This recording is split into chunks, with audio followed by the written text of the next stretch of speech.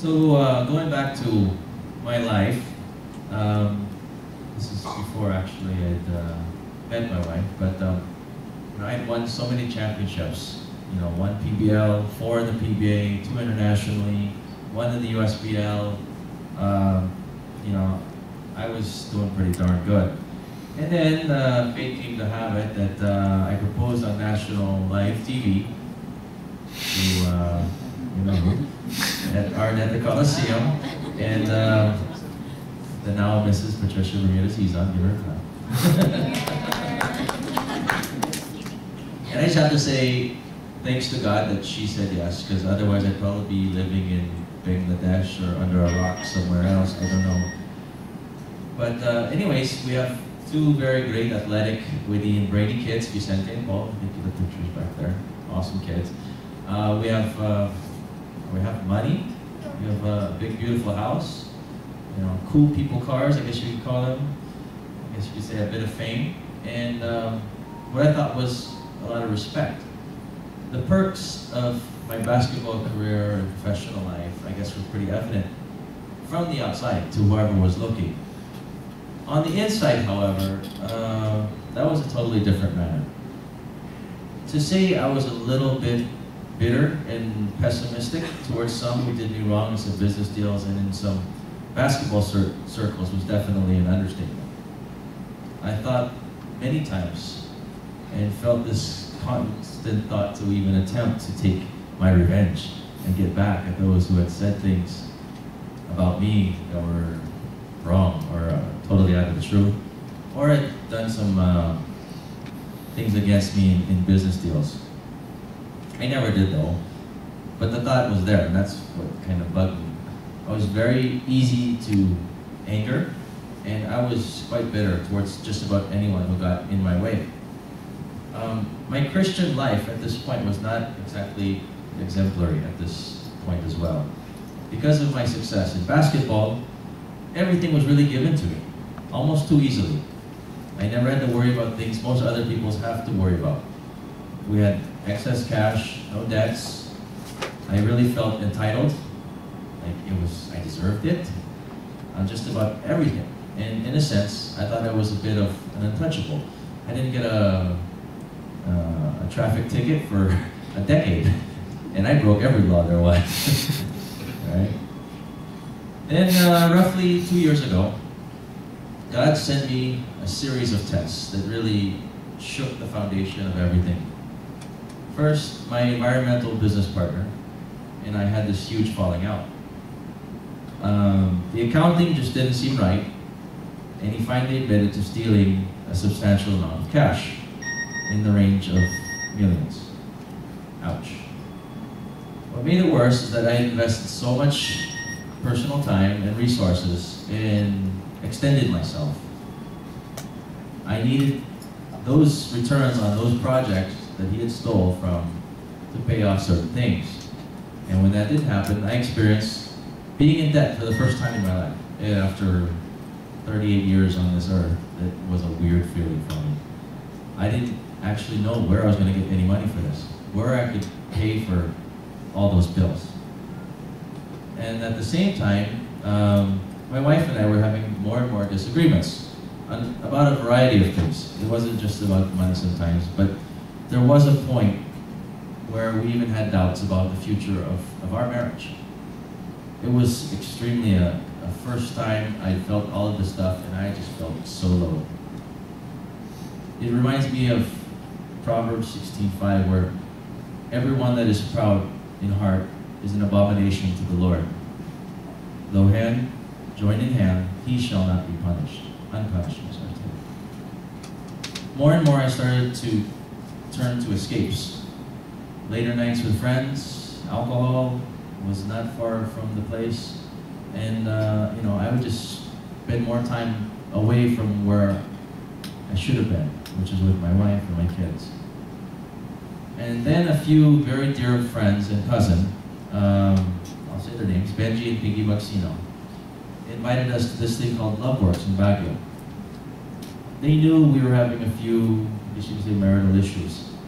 And so they invited us to this thing, and I really had no idea what it was. It was ran by CCF, or Christ Commission Fellowship. And I have to say, I didn't know anybody there except really Benji and Pinky, but we decided to give it a go. I mean, why not? Couldn't hurt. When we started, like I said, we didn't know what to expect. And from a bigger group of probably 3-4 times the size of this group, we were broken down to smaller groups, men and women, or men with men and women with women. It was during these small groups that I realized there was a lot of people with similar problems to that of mine, or even some were worse.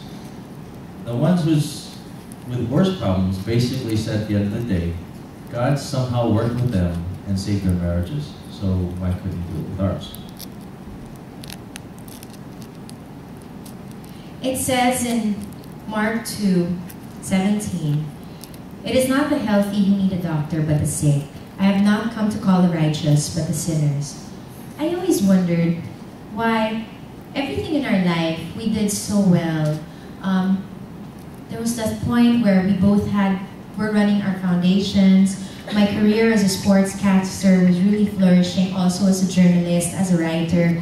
And I thought that I was shielded from all of these different concerns of the world, from all of these problems. I mean, I have 2 wonderful children, and as Vince had mentioned, we had a wonderful and fun home to be in.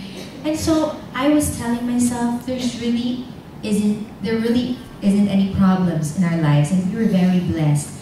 But then that point where Vince's business went down, that really shook us. And I understand, or was made to understand, that of course when you are put in that kind of situation, the Lord is trying you. The Lord is actually trying to make you tougher, but first you have to go through trials. So I'm looking back at what had happened, and I see that our life was so perfect that we probably thought we were beyond any kind of faith or relationship with the Lord. Even if we spoke of giving ourselves and offering our savings and our time and our effort with the needy, that still probably wasn't really building a relationship with us and the Lord, because we were not doing it for the Lord. We were doing it because we knew we had to help others. So maybe that wasn't even enough of a motivation for the Lord. And the Lord thought, you know what, you need a different perspective. You should not be doing this just because you have extra, or just because you want to help. You have to be doing this and offering this to the Lord. So the Lord had changed our lives, had rearranged everything. And I firmly believe that He had introduced all of these catalysts in our lives, all of these changes, so that we can see that from His perspective. Moving forward to what Vince had said, yes, we went to Love Works, and that totally changed everything. It made us realize that we have to be closer to the Lord and not just to each other. We kept forcing ourselves to be closer to one another, but forgetting the third person in this relationship, the third being in this relationship of ours, and that was the Lord. So when we offered ourselves to the Lord, we knew and we realized how sick we were. We realized how far we were from where we ought to be. The Lord wanted us to be closer to Him because He had given us all of these blessings in our lives. Yes, I could have ended up being a pregnant teenager. Yes, I could have just stayed in Canada and waited on people like you and sold you shoes at 9 West. But no, He brought me here. He healed my stutter. He gave me self-confidence that I struggled with. He blessed me with a supportive sister, even though my parents were not exactly at peace with one another, but now they are. And He had given me all of these opportunities, from a person who didn't really take school seriously to a person who was taken seriously in school. That really had changed my life. And I never realized why all of these great things were happening to me. But years and years later, I realized it's because the Lord wanted to use me as His instrument. The Lord wanted to speak through me and through my life, through the hardships and through the good times and through the triumphs of my life that I have now dedicated to Him. What has been said in Proverbs 16:13 is to commit to the Lord whatever you do and your plans will prosper. Our plans were prospering, but it was without Christ, so He took it away. And we learned to commit everything to Him, and He had given back everything that He had once taken away. But what is nice is, the Lord didn't just give it back the same way that it was. The Lord gave it back even richer, even better.